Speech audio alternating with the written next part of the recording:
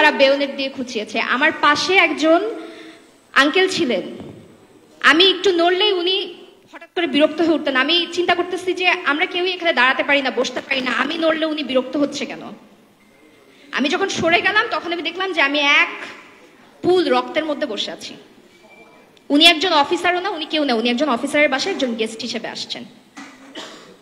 তাদেরকে আপনারা নিরপরাধ বলছেন? তারা 5 মিনিট পর পরে এসে আমাদেরকে খুন করার হুমকি ধামকি দিচ্ছিল। গ্রেনেডের রিং খুলে তারা সেলের ভিতরে ঢুকিয়ে দেওয়ার চেষ্টা করছিল। তুই ছাড়া একটা কোনো কথা বলে নাই।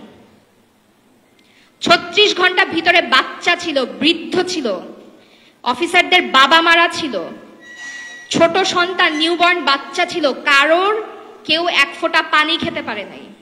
ডায়াবেটিসের রোগী ছিল, হাইপোগ্লাইসেমিয়া হয়ে পড়ে গেছে। তখনও জানি না আমরা কতখানি বোকা, আমরা কতখানি বিশ্বাস করতাম সবাইকে। আমাদেরকে যখন দরজা খুলে বের করে নিয়ে যাওয়া হয় বা যখন এসে আমাদের দরজায় ধাক্কানো হয়, এবং তারা তো এসে একটু বের হন, আসেন, এভাবে কথা বলে নাই। তারা এসে আমাদেরকে বাসা থেকে টেনে হেঁচড়ে মারতে মারতে নিয়ে যায়। আপনি কি একবারের জন্য চিন্তা করতে পারেন যে কি পরিমাণ বিট্রেয়াল এবং কি পরিমাণ বিশ্বাসঘাতকতা আমরা তখন ফিল করছিলাম? এনাদেরকে আমরা আঙ্কেল ডাকতাম, এনাদের দিকে আমরা তাকাতাম। আপনি জানেন যখন ছাত্র জনতার গণ অভ্যুত্থান হলো, আপনারা জানেন যে যারা বিশ্বাস করতো তারা আর্মি ট্যাঙ্কের পাশে গিয়ে দাঁড়াতো প্রোটেকশনের জন্য। আমরা তো তখন বুঝতাম না বিডিআর কি, আর্মি কি। যখন আমরা একটা ইউনিফর্ম দেখতাম, একটা উর্দি দেখতাম, তার পাশে গিয়ে দাঁড়াতাম বিশ্বাস করে যে তারা আমাদেরকে প্রোটেক্ট করবে। আমাদের বাসা থেকে আমরা এক কাপড়ে বের হয়েছিলাম। আমরা কোনো টাকা পয়সা নিয়ে বের হই নাই, কোনো গয়নাগাটি নিয়ে বের হই নাই। একটা ব্যাগে করে আমার বাবার জন্য একটা লুঙ্গি, একটা গেঞ্জি এবং আমার মা বাবার সারা জীবনের সার্টিফিকেটগুলো নিয়ে আমরা বের হয়েছিলাম।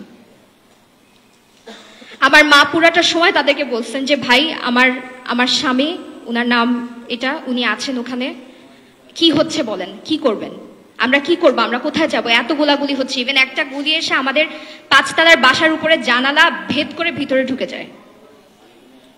আপনারা যুদ্ধের সময়কার ঘটনা, আমার মা বাবা খুব ছোট ছিলেন যখন যুদ্ধ হয়, কিন্তু তাদের একটা ইনস্টিংক্ট ছিল।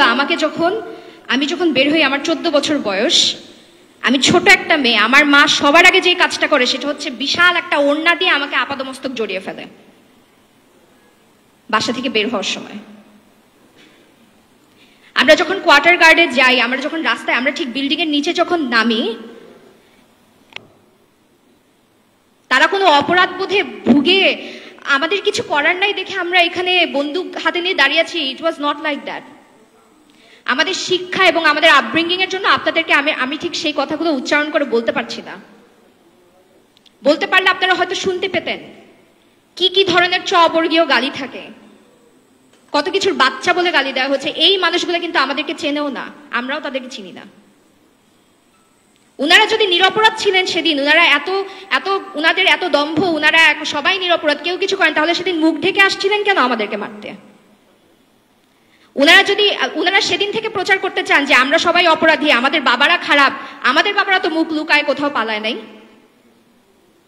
সেখানে তো তারা গুলি খেয়ে মারা গেছে, তারা তো নিজেদের র্যাঙ্ক খুলে ফেলে নাই, তারা তো নিজেদের ইউনিফর্ম খুলে ফেলে নাই, তারা তো তাদের র্যাঙ্ক ব্যাজ, নেম প্লেট খুলে মুখে গামছা পেঁচায় নেই। তো যারা এত নিরপরাধ আজকে আপনারা বলে বেড়াচ্ছেন, প্রচার করে বেড়াচ্ছেন, যারা এত নিরপরাধ, যাদের এত বিবেক, তারা সেদিন মুখ ঢেকে আমাদেরকে মারতে আসছিল কেন?